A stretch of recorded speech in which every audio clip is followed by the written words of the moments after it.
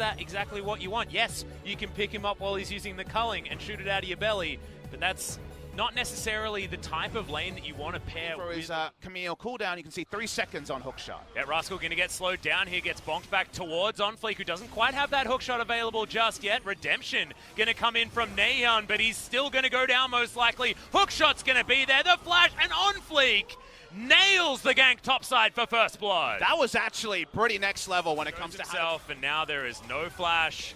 No flash on OnFleek either, but Rascal will lose a lot of his health bar here. Doesn't have the ability to be that choo-choo train, and they are going to finish this one off. Summit not even going to get knocked up, so he'll keep most of his health bar. We're just learning about damage that play is death. Yes. Well, he's going to win out of this trade here as well, as Ghost goes down very, very low. Cuz going to be able to take the Cloud Drake. There's Drake #1 as he's going to eat some honey fruit, but OnFleek wants to find this hook shot. Nails the stun there, but Neon gets the trouble bubble through the wall. Cuz very, very low, and OnFleek finds himself on the wrong side of the rift. He'll be taken down. Deft grabs that kill, but it's a trade immediately as Cuz falls. Joker can be upon with this air of sadness when play isn't necessarily going his way here in the LCK. Nice little trade here from Deft. He gets to press the attack procs. A lot of damage onto Ghost. Cuz looking for it. There's the flash. Gets the leap strike. Doesn't get the W. A hook lands. It's a beautiful one. And Cuz, he avoids the whirling death, but it's not going to avoid the death of himself as the Kha'Zix is going to be taken down. Yes, and they move towards this turret. They will be able to take that one down. Can they continue as it's only... Cannon Minion will go down, and as we tick over to 20 minutes, we've got an engaged. Neon gets flashed on by OnFleek, does have himself the stopwatch available though, and Joker saves his life. Whirling Death picks up so much damage, and OnFleek gets another hookshot, gets in on top of Deft. The red buff gonna tick down, but not enough to take out the Lucian. Now Tucson eats himself the grey health to keep him alive as OnFleek is engaging absolutely everywhere. Eventually gets taken down by a stray paddle star, I believe maybe even a trouble bubble as Neon gets one on the back end. And Ghost, he backs away, he takes out a Mountain Drake, and it feels like Sandbox, their jungler is 5 people at once. And he's the one that's separating the two teams because they trade up in terms of kills while Ghost just pops down and says, well, screw this, I'm taking a Drake. They'll slowly pick up the Mountain Drake on the back end, and once again, when it's the clutch, Sandbox. Ruby Crystal on the way.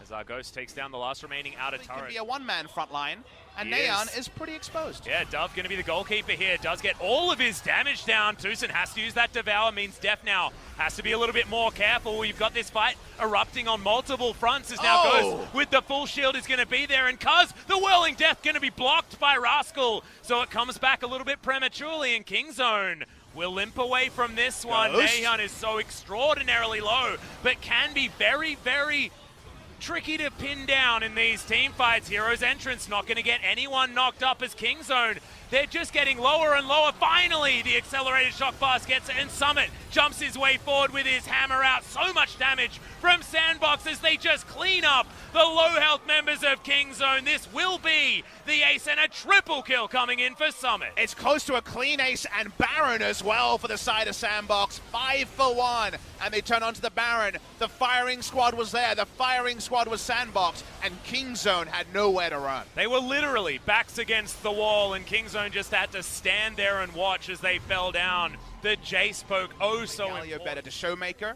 He still managed to make Galio look impressive. He threaded the needle, and actually his skill order was relevant, not just leading with taunt. So really nice stuff coming through from Dove, and now all the good news can be piled up, and all the early game sins from both sides can be tabulated. Seems like Kingzone Dragon X needs to spend more. These turrets, Sandbox Gaming, so many different options. Not very many wrong decisions to make here as, Kingzone going for one last-ditch effort, and Ghost still hasn't fallen down yet. Hero's entrance just to zone everyone away as Cuz gets hit by the Whirling Death, but does survive for the moment. First kill will be over to OnFleek as Kingzone start this one up. It's a really good knock-up onto Dove, who wants to get himself the taunt. Justice Punch comes in, finds a double instantly onto Deft and Neon. How did that even happen? I thought he was caught, but who caught who? Is now Joker wants to get the play onto Rascal, who doesn't have many options. He picks up 1 kill. Now will find himself the Blast Cone, but is taken down by Ghost. Summit will be here as well, as Ghost not going to get taken down by this zombie. Most likely is Summit. Almost allows that one to happen, but slows down the Zombie Scion. In every single way, that was the epitome of you spoke too fast, a team fight. A lot happening on both sides. I was focused on the go in against the two-man taunt into killing both carries. Can you do any more as a damn Galio? It's just disgusting amounts of damage. Speaking of, yeah, OnFleek looks for it again. The double kill! Probably going to come in. No, it's not. OnFleek deserved that one, though. The kill into hookshot looked glorious from this guy's Camille. These new players come in and they make Camille look like a completely different champion here in the LCK. I think that might just be GG. Look at the death timers here. We're pushing up. Death's out of position, and Sandbox want to end the game. Yep. Neon, not a lot he can do either. The culling is going to come forward, but the turrets are falling down. OnFleek will die, but it will be a trade for the Scion there as well. Scion dying is not so bad because you can kill the minion wave. Next minion wave is a while away. Can they finish on this push? Not entirely sure. The Baron buff has, of course, worn off.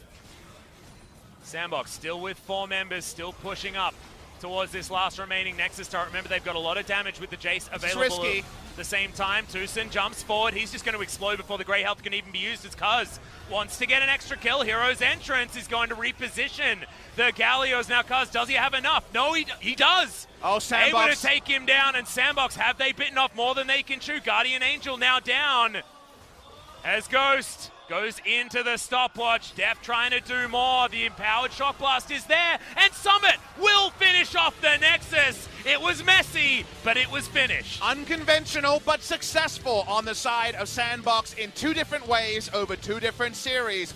4-0 is still a surprising spot to find Sandbox at the end of their first week of LCK play ever.